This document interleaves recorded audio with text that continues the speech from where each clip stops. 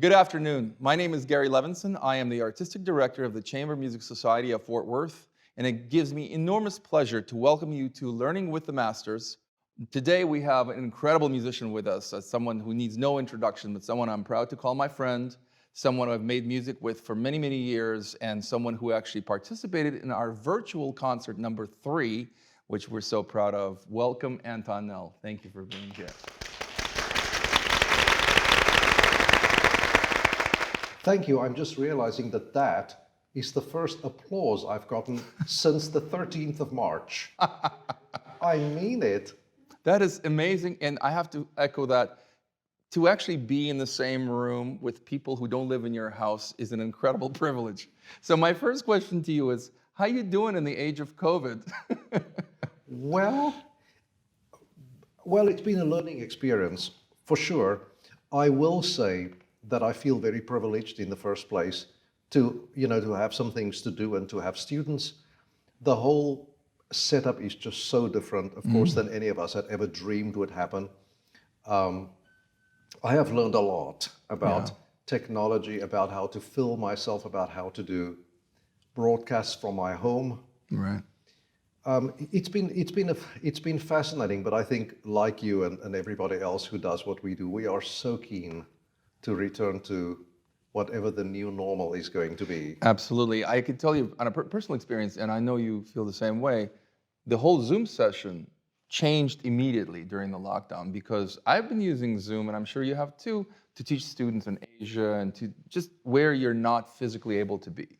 And that was a great privilege because you could share your experience and connect with people from all over the world. But here, you had to teach, or you were not capable of teaching someone who was next door.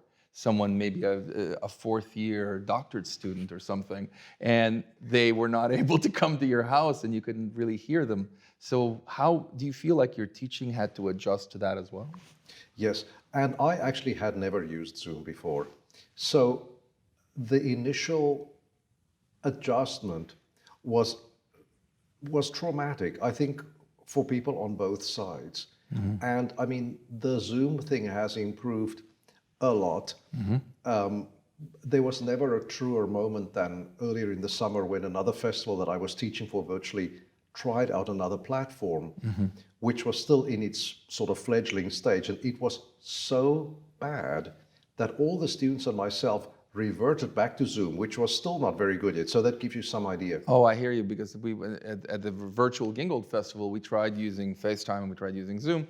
And, you know, for string players, I don't know if you experience this with piano, but for string players, the highs and lows kept getting cut off. So you saw a guy doing this, and you heard either a completely different sound, or you heard nothing, which was even worse because, you know, I see you playing out of tune over there.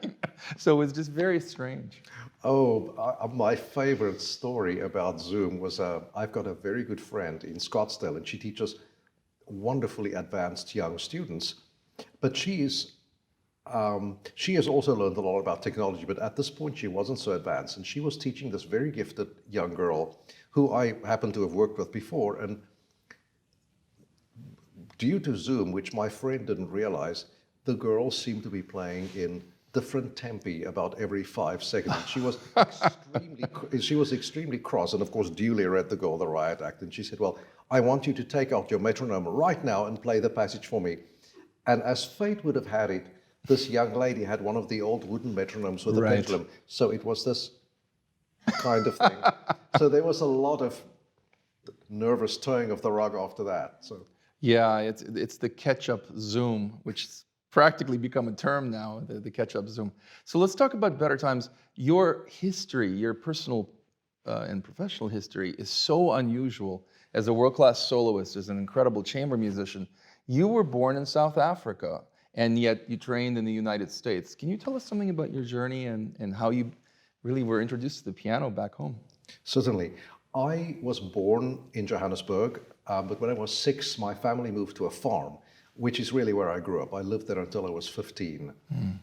And it was there, my mother and everybody on that side of the family all played the piano beautifully. But it was not because of the generation and the age. It wasn't something that was ever encouraged. And so I loved music and started to pick out things at an early age. But it wasn't until about the age of 10 where I was able to have piano lessons. And eventually, after about 2 or 3 years, I was taken to this incredible teacher in Johannesburg, whose name was Adolf Hallis, who I studied with until I was 20 when I came to the States. And he was a man who had an incredible career in Europe. He was born in South Africa, but then won a Royal School scholarship or something and went over. He studied with Theodor Leschetizky in Vienna for a number of years, who of course was a Liszt student. Wow. And my teacher, just a couple of the things he did was he made the first ever recording of the Debussy Preludes and Etudes on Decca. This is on YouTube. Wow. He knew Ravel and Britten and, you know, heard Schnabel and Rachmaninoff and De Pachmann and Gieseking and all these people. So he came back with first-hand knowledge of all of this to me, and everybody in South Africa who took up music at that time studied with him. And I was so lucky because as a child, in those days, there were tremendous opportunities for young people. So I started to play with orchestra maybe when I was 12, and by the time I was 14, I already had a sort of a professional career in South Africa, and I would tour with the orchestras and, you know, had little radio and TV shows and played in Europe and so on. Wow. All the time being guided by this wonderful teacher. So when it became time for me to come overseas, I really felt ready. And I was just so lucky. We didn't really have much knowledge of teachers and things in the US because, of course, the internet didn't exist. And television in South Africa didn't come till 1976. Wow. So we were truly cut off. We had to rely on words of mouth and people who had come to South Africa. And of course, that was a distinguished list because people still love to go there. And a Hungarian teacher by the name of Belashiki, who became my teacher in Cincinnati, had been to South Africa, and he was a very reliable sort of go-to person. I mean, the students who watch us will laugh because everybody now applies to so many schools, and it's this whole, I mean, I know myself from my own students, process. My family and I started 2 years before writing in longhand to the school and hoping that the postal service delivered, which of course they did, one school and the correspondence, and then 2 years later, I left home with 2 suitcases and a lot of hope. And that is really how that went. So Wow. I was in Cincinnati for 3 years, and then was just again very lucky. I wanted to start teaching early on because I really wanted to pass on this great legacy that I had. And I started at the University of Texas at Austin. I think I was maybe 23. It was my first. It was the only job application I put in the mail. It was just all luck.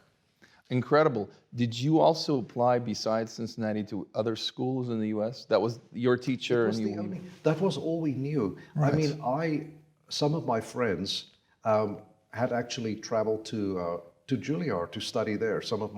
Because a lot of them were Dorothy DeLay students. Right. She had been to South Africa, but I did not know anybody on the piano faculty, at least not back then and there. And my mom just didn't feel comfortable, Of course, sending me off to New York, and you can what if till the cows come home, but nobody knows. But it all worked out so beautifully. it's so great because you are someone who is obviously still in the faculty of UT Austin. Yes. So as a young man, you still have had quite a few decades there from the age of 23. Yeah, I was there for a couple of years and then I went away. Mm-hmm. Things kind of happened in an unusual sequence. In my first year as a young professor, that was when the Naumberg competition happened. I was already teaching. And so following that, there were all these opportunities and schools called. And so I did a little bit of an away trip. I was on the faculty at Eastman for 4 years, mm-hmm. and also at the University of Michigan for 8. But Austin was home, and I wanted to come back. Right. That was always part of the grand scheme, and so that opportunity came in 2000. So wonderful. Now I'm home again. That's great. Tell us about your experience with the Naumberg. The international competition here. We are in Fort Worth. I know that you serve on the jury often of the Clyburn competition, and this is the city of Clyburn. I don't think anybody would be surprised to hear that, but the Clyburn competition has changed, as all the international competitions. The streaming is incredible. The pageantry here is really second to none. How has the Naumberg and really the international competition scene changed since you played? Well, in those days, this was now in 1986, excuse me, in 1987, it was fantastic. It was at that time really one of the big ones. And the first prize was absolutely incredible. The first thing I did after winning the competition was I played with the Chicago Symphony. That was the first thing. There were 2 compact disc recordings, 2 Lincoln Center recitals, just on every conceivable series that you can imagine. And summer festivals, that's where Aspen, where I've been for 30 years, started. And just with all of that, all the great relationships you forge along the way with people. And to this day, this competition is still, they still do nice things for me. I mean, I sit on the board now and, but occasionally they have this wonderful series at Carnegie Hall called, Naumberg Looks Back. And Right. So anyway, they have been a wonderful organization. They've always been a competition without a lot of glitz and glamour that some of the other ones have, but it's always had a sort of a quiet class of its own. And over the years, the winners have really done well. They've had sort of very solid careers, and a lot of them have turned out to be wonderful teachers, like our friend Andres Diaz, for example. Yes. And many others. But now, of course, the international competition scene is significant. I mean, there are of course, it's a bit like the tennis majors. You have Exactly. you have the Clyburn, of course, the Queen Elizabeth, the Tchaikovsky, the Chopin, the Leeds, and so on. Yes. And then there's a whole lot underneath that too, and people go from one to the other. It's like a sports tour. It's amazing. It's funny, in my day, it was also like a sports tour, but there were certain people who just said, look, all I need to do is make the finals because my prize will be enough for me to have paid for this trip. And then they would learn one program and try to run it around the world, which I thought was kind of crazy because not really trying to win, you're not really learning repertoire. Is that something that you see with maybe some of your students, or has that been discouraged?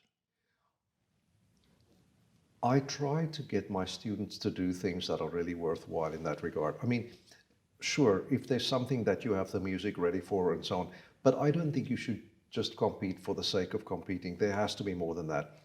The danger is if you do too much of it, you tend to not give yourself room to grow and to learn new music.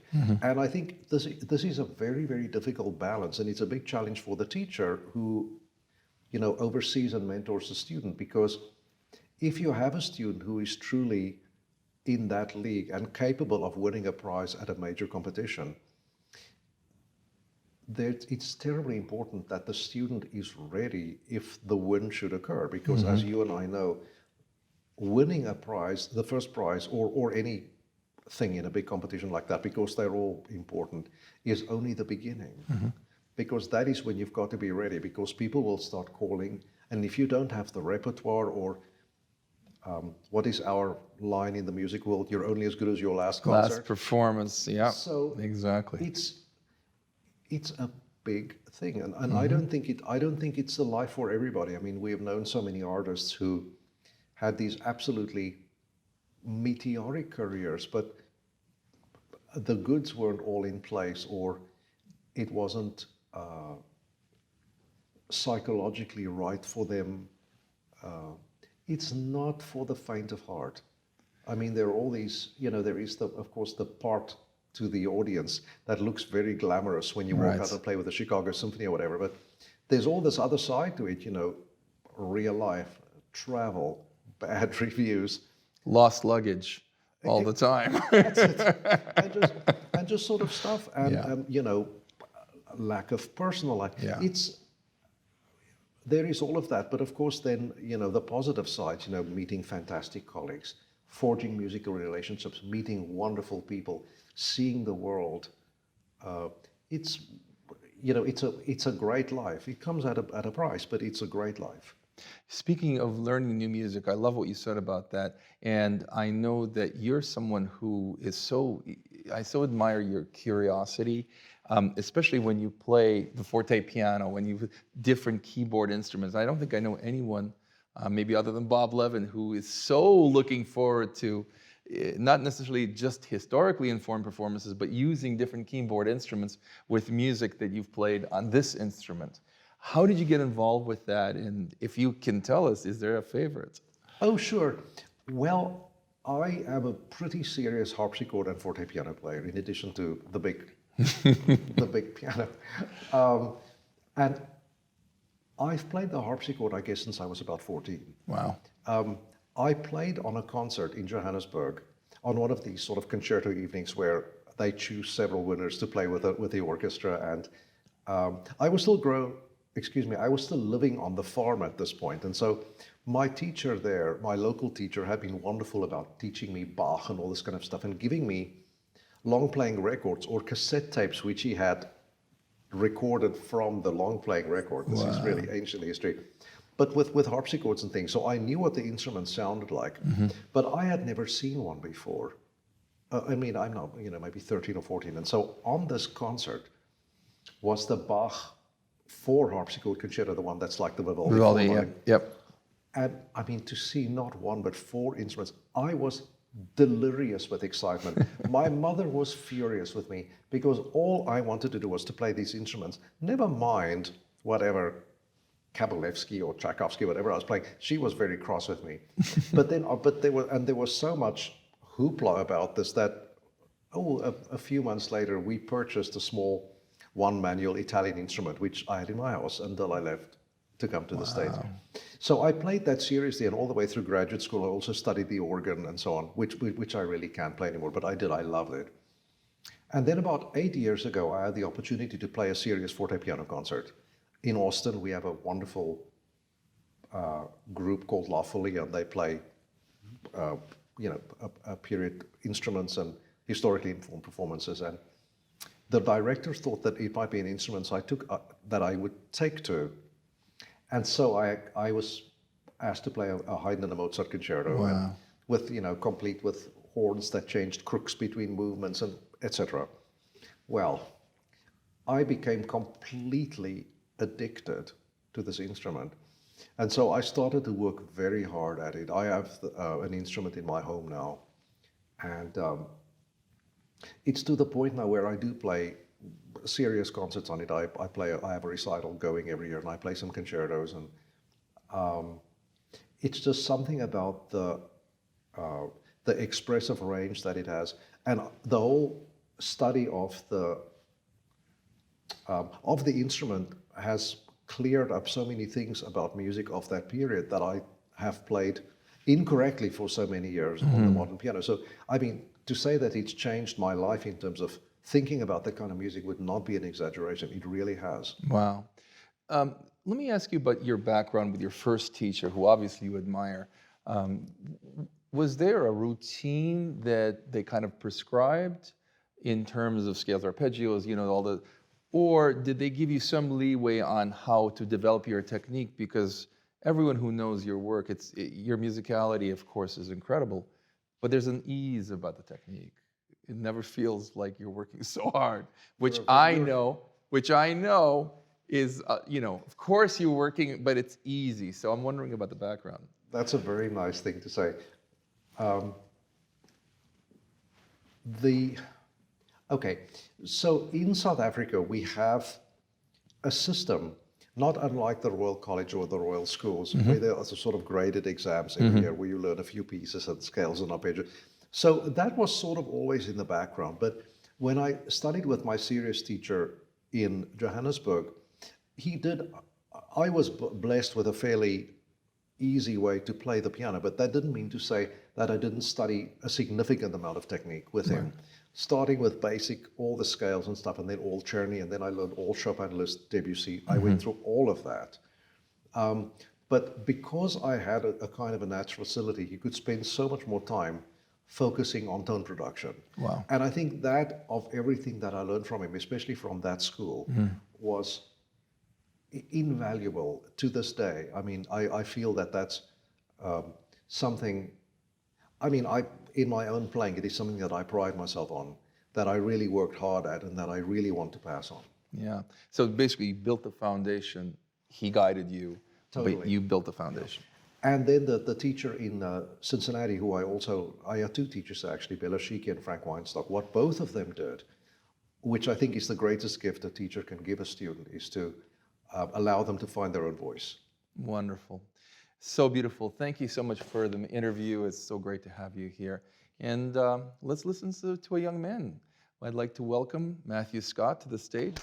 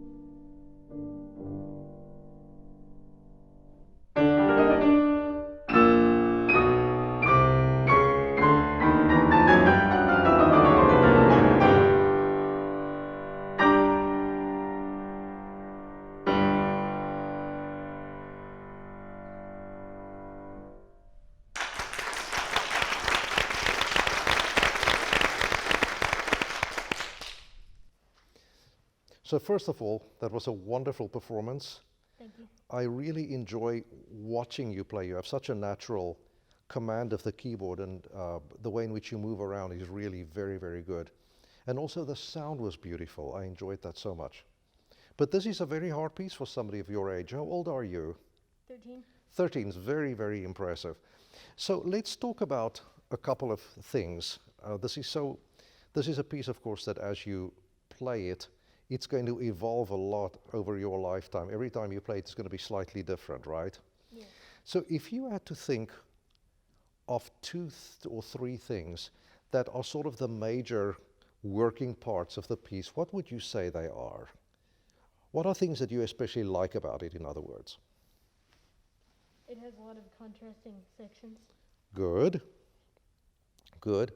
Tell me, what do you think about the melodies? Do you like them? Yes. No, I mean, the point I'm getting to is, yes, of course. I mean, he was such a wonderful melodist, and everything he writes for the piano, it feels so natural and he's so beautiful. What I think the most important thing that we can work on in this lesson today is how to make those things sound even more beautiful, and that has nothing to do with the way in which you play them, but it is with the support that you give them. Don't forget that every melody has good harmonic support. And I think what you can do better on the whole in this is to supply the harmonies better. Okay? And I think what it does, so for example, in the beginning here, let me sit down. I want to show you a couple of things. Just stand to the side. Because this could be a conversation of some kind, right? With responses. Because you've got this, let me see here. You've got this thing, and then there's a response, right? So every time there's this one, this one. You hear that? Yes. So in a sense, every one of those responses could have a different mood. And by that I mean you can alter the sound slightly, the timing or something. So this one is almost like a question, right? Wouldn't you say? Yes. And then maybe this one, it could be a sort of a calm response. This one, there's something unsettled about it. This one is definitely calm. This one is more pleading. It's as if it's asking something, and then it resolves again, and then so on. Why don't you try that?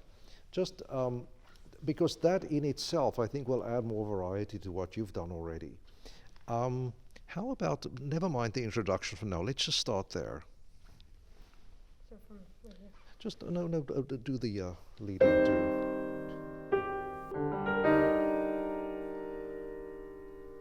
Wait. More.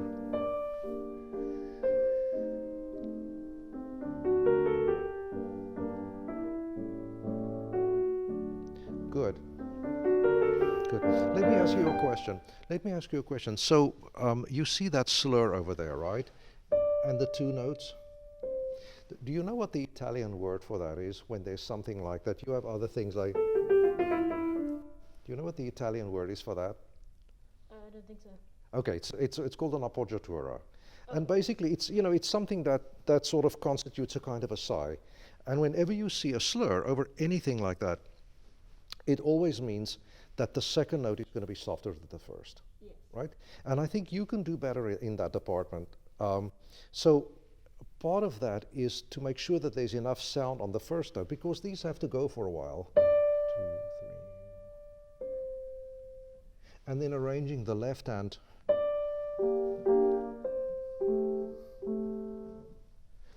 Let's work on that just for a second. This is very important because it... Very good. You can do a lot more of that. I think it's just you have to listen on a higher level to that kind of thing. The same if you really want to micromanage, which I think you should because you play on such a good level, is you see that these things have them too. So that it's a little bit like, almost like a little waltz thing. 1, 2, 3.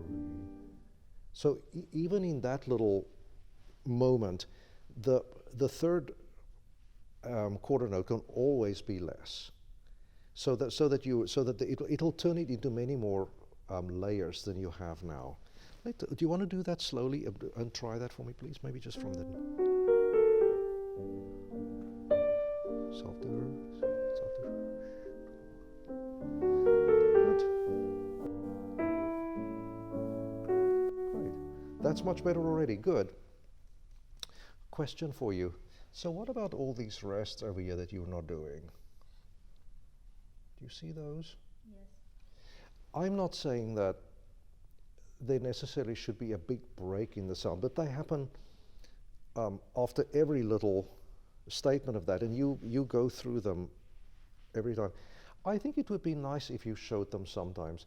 Remember, this kind of music, when you play it, should be sort of spontaneous and free, that every time you play it, whoever is listening to you, it should sound like something completely different, and also something that you feel differently. And that's, and that's what practicing is fun for in this kind of thing. You in the practice room or at home, you just try many, many different ways to do it.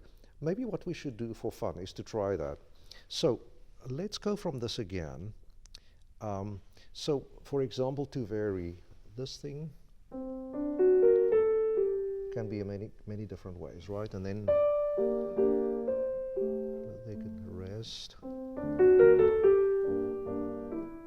And then maybe not here.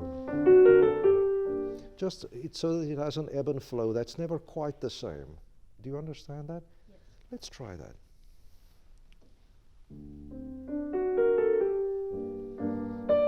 Good. Maybe rest here. Don't accent the third one, please. Less, please. Wait.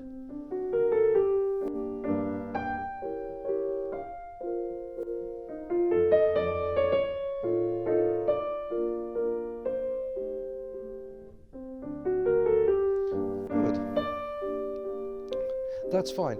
I mean, there is so much stuff that you can work on there, but to me that sounds better already. Be careful when you make a leap. Sometimes you inadvertently accent this. So, I know it's tricky, and that's like an. If say you were an opera singer, you would probably take a breath there and need a little bit of time for that. So there's no need to sort of rush there.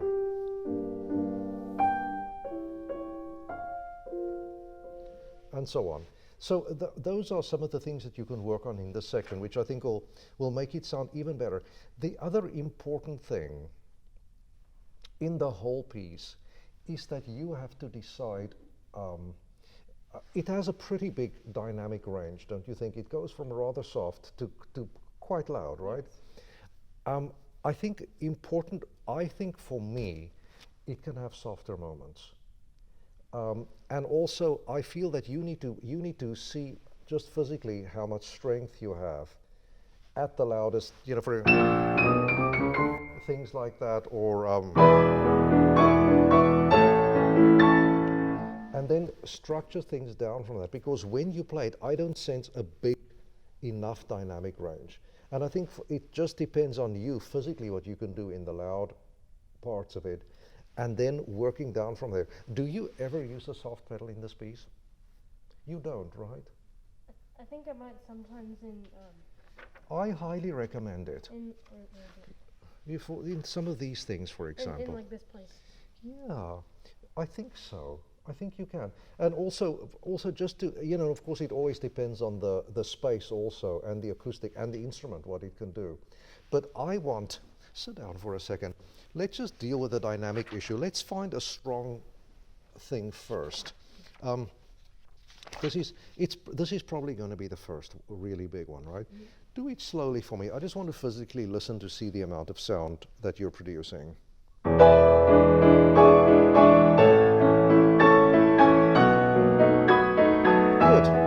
That's pretty good. That's pretty good. I think that's plenty loud, actually. What I would suggest, may I show this to you? This is again the harmonic thing that we were talking about earlier. In the left hand here, I think that in itself has two parts. It has the bass, right? And then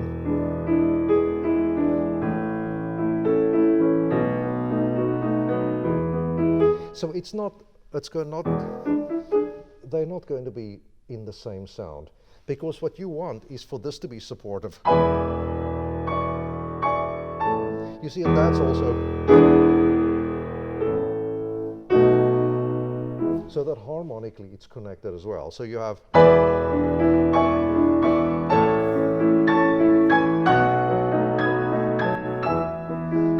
here,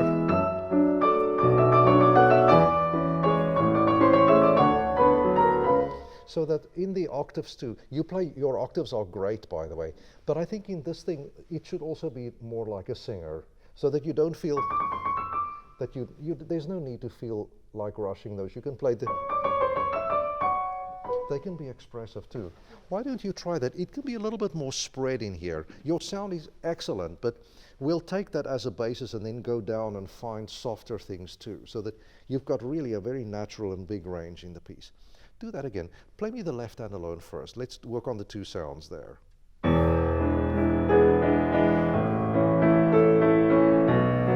Yes. Yeah, that sounds fine. Again, you see, look at the slur there. So you're going to make a point of trying not to accent that one when you're trying to jump down, right? Yes. Yeah, within reason. Think on a bigger scale, but that's exactly the right idea. One more time, please. Yeah, give it a good.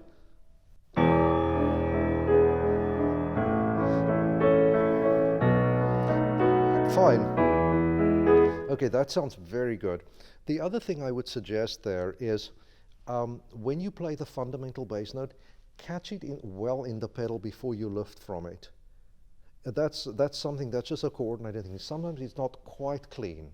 So when you do that pedal and then let go, it's easy because we're always anticipating, right, to get the skip in. Don't do that here. Give yourself a moment to catch it before you go on. You want to try? Good. Watch that accent. Great. Super. Excellent. You see, that will support the melody much better than if you just play it and leap off of it quickly. It's free too, so let's do both hands together, please.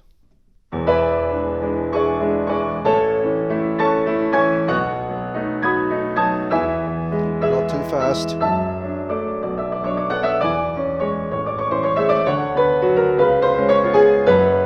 Good. That's great. You play this extremely well. For an older person like me, it's too fast. Scoot over for a second. You see what you're missing is there are all these beautiful things in the left hand. You play that, that's an uncomfortable part too, but I love the things that are not part of the chord, that sort of create the spice in the harmony. For example here,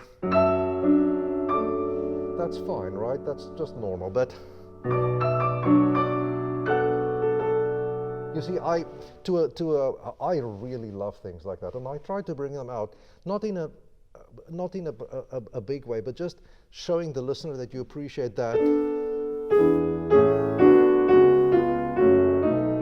That sort of ties that harmonic fabric together. It's really beautiful, which is why it shouldn't be so fast.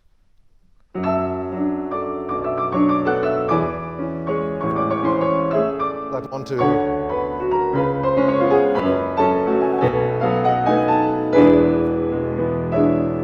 It's grand. So you can really hear all of those dissonances kind of. Yes, I like them anyway. I think they're really beautiful. I think what we forget with Chopin is that in the first place, all of the stuff that he uses to support the melodies are so inventive and beautiful. And you know, not that this is really counterpoint, but he really understood things like that and lines. And we always overlook that when we listen to how beautiful his melodies are. We think of sort of nothing else. It is so sophisticated, I always think. So okay, so this is now sort of one of the loudest things, right? What would the soft be? Maybe this beautiful theme, right? That would be one of the softest things. I think you can get into that much better. Would you mind doing some of this here?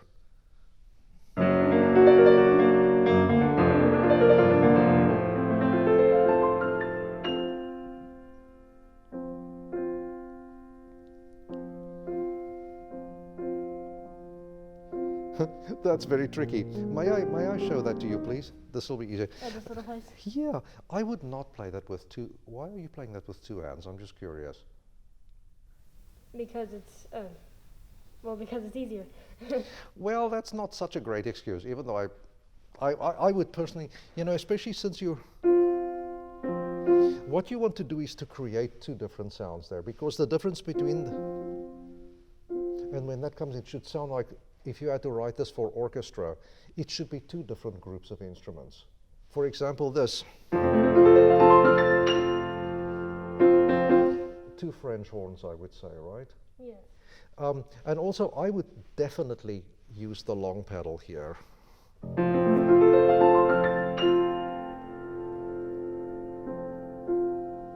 So that it's sort of in this cloud of sound. And a new sound.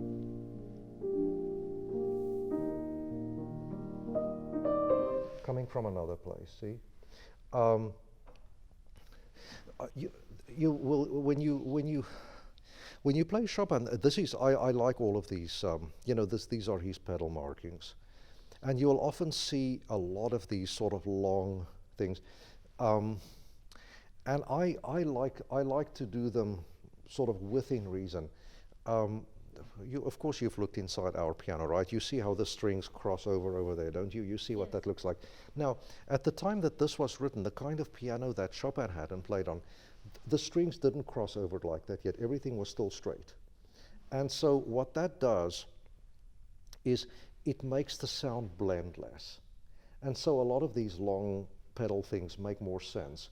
But it's still, when he writes something like that, he gives us an idea that he wants the sound to be not quite clean. So on the modern, bigger and louder instruments, we have to make a little compromise. But I really do think, I really do think that you should try that. Do you just want to go from there? Just keep it down. Now make a great diminuendo. Slower, slower, slower. Yeah, you see there's that. Go slower with it too, that's what that means, as you know. And your teacher has circled it too. 1, 2, 3, 4, 5, 6. 1, 2, 3, 4, 5, 6. 1, 2, 3, 4. Now play that with your right hand, please.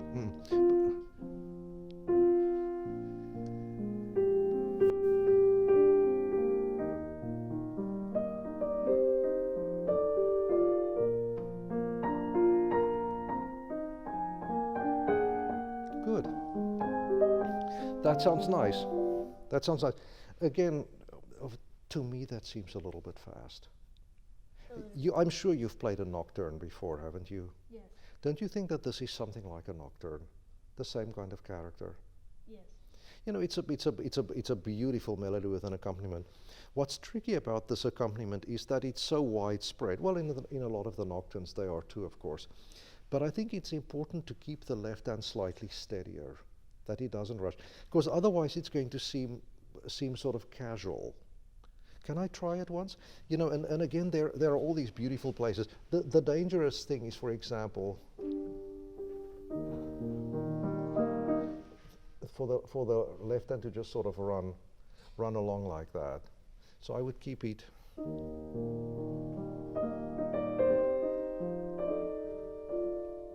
That it can sort of stay poetic like that. Just try a second of that, please. With soft pedal, I think. 2, 3. Yeah, don't rush in the end. 1, 2. Good. Good. Keep it steady, please.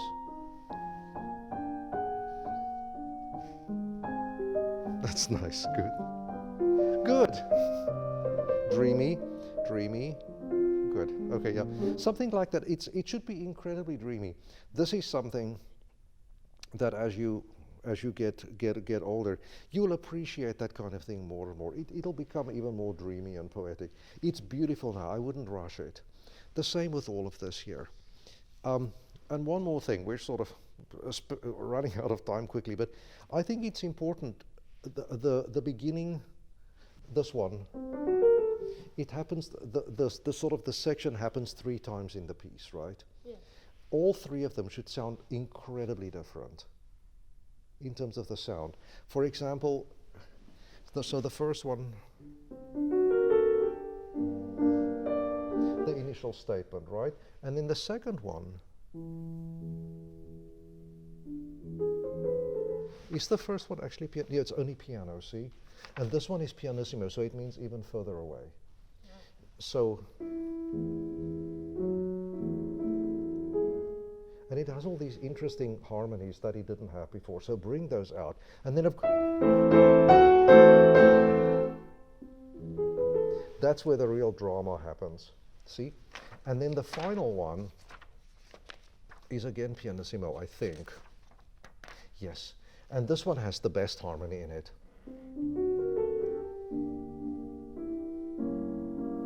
This one is pianissimo sempre. Exactly, so he really wants, it's sort of a memory, right? Exactly, great. Yes, so let's do one more little thing before we run completely out of time. This is another place I think that should be very strong. This is sort of in the strong categories. Can you just try this? Left hand, left hand.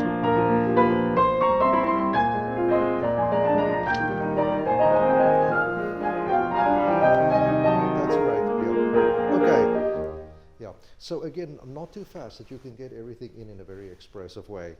And just a little rhythmic thing. Eighth note, and then a quarter. Make sure that you point that out. The coda is for the most part very good. Again, just bear in mind that it's one of the bigger sections, you know, that they sort of stand out in it. Yeah. I think it's going to be a beautiful performance. Congratulations. Thank you. So thank you so very much to Professor Anton Nel and to Matthew for a wonderful performance. I have to say, having been here, now heard this live, I can tell you how much I've loved and missed live music, and I know we'll all be back soon. In the meanwhile, do subscribe to our YouTube channel, and of course there's CMSFW.org, our website, which has all of the information on the Chamber Music Concerts. Thank you so much.